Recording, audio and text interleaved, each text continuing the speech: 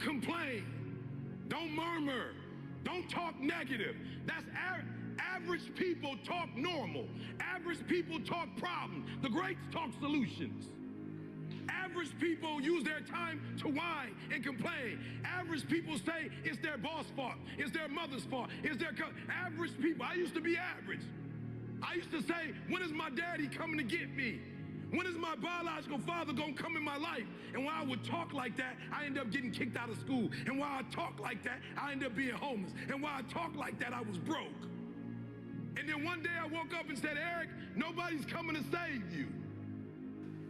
The truth is, whatever game you play in life, sometimes you're going to lose. A point, a match, a season, a job. It's a roller coaster with many ups and downs. And it's natural when you're down to doubt yourself and to feel sorry for yourself. You want to become a master at overcoming hard moments.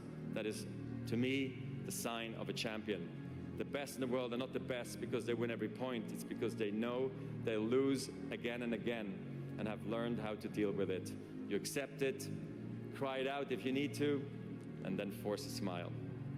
Just taking one step further, it's blessed in this environment right here to figure out who you are. That some elevate, some plateau, some don't get better. Find your niche, but believe in what you got. Push yourself and challenge yourself. What do you want to give up? What do you want to sacrifice? What are you willing to forgo? Because a lot of people, like this guy came in one time, I was a trainer, and he goes, man, I can stop doing anything but my frappuccinos. I go, fuck, leave. Because I'm looking for that person like me. People, it's hard for people to understand how I lost 106 pounds in less than 3 months. I sat down at the table and I said to myself, what are you willing to give up? Everything. And when people come to me with that kind of mindset, I can work with you. When you are willing to strip yourself down to nothing and give everything, that's who I want to work with. Because now I can mold you into exactly who you want to be. You think you got so much time, man. Like you think you got so much time. You know what I'm saying? Just in life. I woke up knowing that, man, can change pretty quick. Like you could wake up on top of the world. You can go to sleep and wake up and the world could be on top of your ass and you could have no control over it. Right? Like that's just how life works. And so we think as if we have time. Like the will to not lose is more important than the will to win. Yes. Right? Yep. You know the cold thing about life, Bo? And I tell teams this all the time. I tell my children this. When a winner and a loser first show up, they both got the exact same goal. Like when a winner and a loser show up, both of them want the victory. Yep. But somewhere along the process, when adversity, opposition, change, uncertainty is present, somebody focuses on the outcome and somebody focuses on the systems and the processes that drive the outcome. The world is there for the taking for anyone who can learn from their mistakes, do what they say they were going to do, and stick with it, even if it's not sexy. What used to make a man acceptable now makes you extraordinary. The bar for winning has never been so low. But somebody looks at, hey man, this is going to drive victory. Let's stay true, let's stay calm, let's stay together, let's stay positive, keep our perspective in order, and we'll get to where we're trying to go. Yep. Somebody else in the midst of the adversity, opposition, change, challenge, man, it's his fault. Man, it's her fault. Man, if we would have did this, we'll be here. And it takes your focus off the goal, out of tight. It takes your focus off of what's important and what you're trying to accomplish, right? And so stay locked in and stay focused, man. Yep. Figure out how to get around it, through it, above it, climb over it. So those limits, I'm always, that's what I said, I taught myself how to fail. I'm always skirting on that like limit of like, okay, I'm there. Okay, I failed, but I was right there. What did I miss? What the fuck did I miss? Oh, that's what I fucking missed. And then it happens. Maybe not today, maybe not tomorrow, and maybe not the next month. But only one thing is true. I will be champion one day, I promise. I promise. You can accept that the work that you have done has created the outcome that you've created. but you do not need to accept that the outcome that you've created is the end-all be-all and the last outcome that you need to have.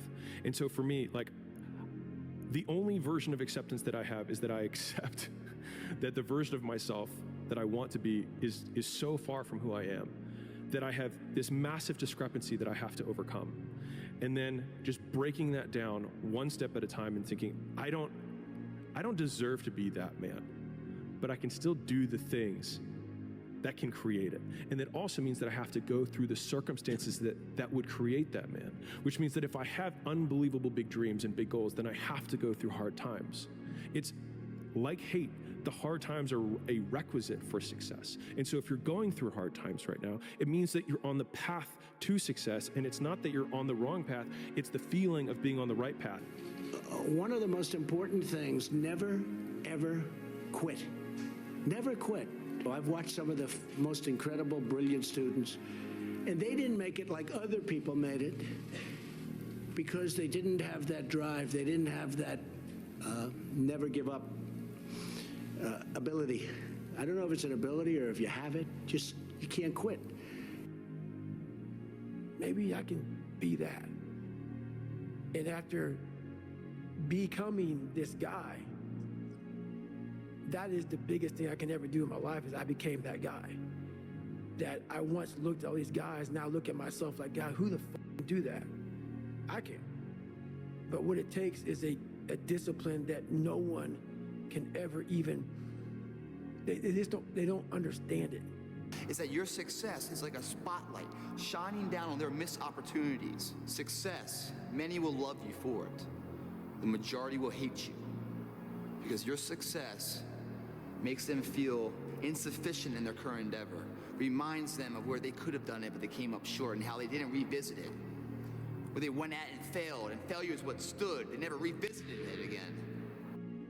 After a certain point, you gotta prioritize accordingly. When you get to a certain point where the decisions that can be made are a little more controlled, and you have the ability to maneuver differently because of the success that you've obtained, make those adjustments. I didn't make those adjustments. I was still hustle. Feelings has nothing to do with it. This is my dream. This is what I'm going to do. And I'm going to do the things that I don't feel like doing. I'm going to do the things I don't want to do. I'm going to do the things that don't come easy to me, that do not come natural to me. I'm going to get up and do it. You can't live your life on feelings. You're going to have feelings, okay, but you cannot let your feelings dictate what you are or are not going to do. The truth comes out. And my truth is powerful as f***. It's real. It's tangible. I feel it. It comes out of my brain as I speak about it. I'm reliving every single dark moment of my life to be here.